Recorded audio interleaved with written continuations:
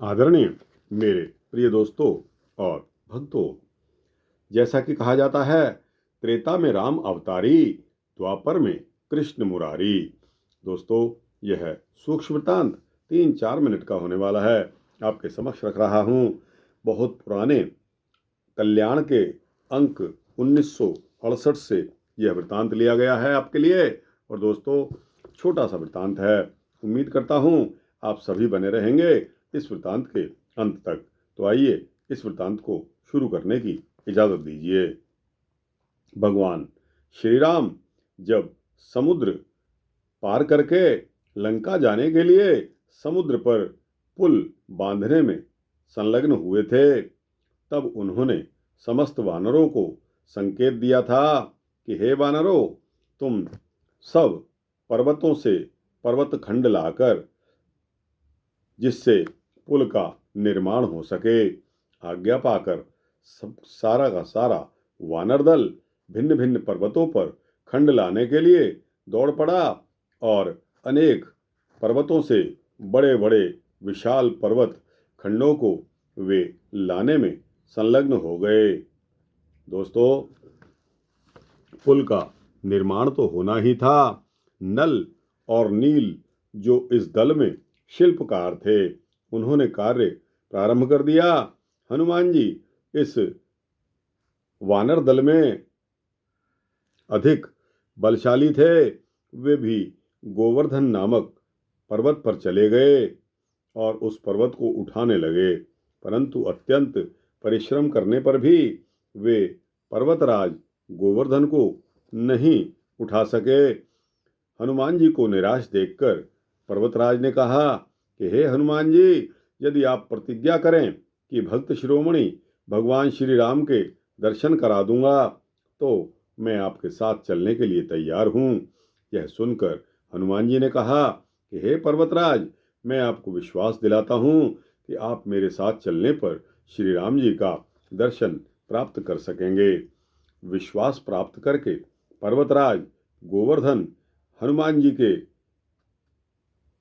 कर कमलों पर सुशोभित होकर चल दिए। जिस समय हनुमान जी पर्वतराज गोवर्धन को लेकर ब्रजभूमि से आ रहे थे, उस समय सेतु बांधने का कार्य पूर्ण हो चुका था और भगवान श्री राम ने आज्ञा दे दी कि हे वानरों, अब और पर्वत खंड न लाए जाएं। जो जहां पर है वहीं पर पर्वत खंडों को रख दें। आज्ञा पाते ही समस्त वानरों ने जहां के तहां पर्वत शिलाओं को रख दिया। हनुमान जी ने आज्ञा पाकर हनुमान जी ने भी आज्ञा का पालन किया और इन्हें पर्वतराज गोवर्धन को वहीं पर रखना पड़ा। यह देखकर पर्वतराज ने कहा कि हे हनुमान जी, आपने तो विश्वास दिलाया था कि मुझे श्री राम जी के दर्शन आप करवा दोगे, परंतु आप तो मुझे यहीं पर छोड़कर जाना चाहते हो। भला कहिए तो सही, अब मैं पतित पावन श्री राम का दर्शन किस प्रकार कर सकूंगा। हनुमान जी विवश थे, वो करते भी क्या।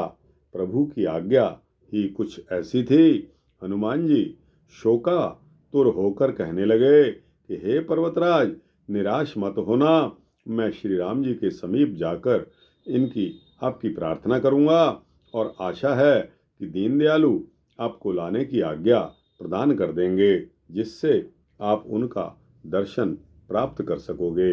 इतना कहकर हनुमान जी वहां से चल दिए और रामादल में आकर श्री राम जी के चरणों में उपस्थित हो गए और अपनी प्रतिज्ञा का निवेदन किया।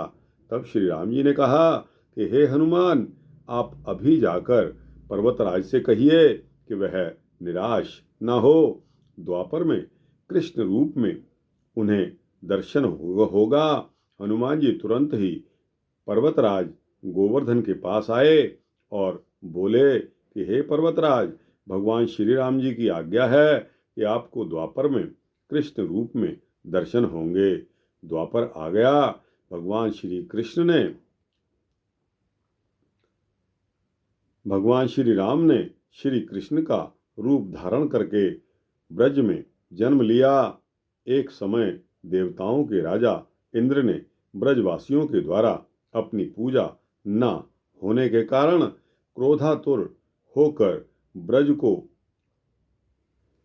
समूह जल में डुबोने का निश्चय कर लिया। मेघों को आज्ञा दे दी कि आप ब्रज में जाकर समस्त ब्रज भूमि को वर्षा के द्वारा नष्ट कर दो। मेघ देवराज इंद्र की आज्ञा पाकर ब्रज पर मूसलाधार जल बरसाने लगे। अतिवृष्टि के कारण ब्रज में हाहाकार मच गया। समस्त ब्रजवासी इंद्र के कोप से भयभीत होकर नंद बाबा के घर की तरफ दौड़े।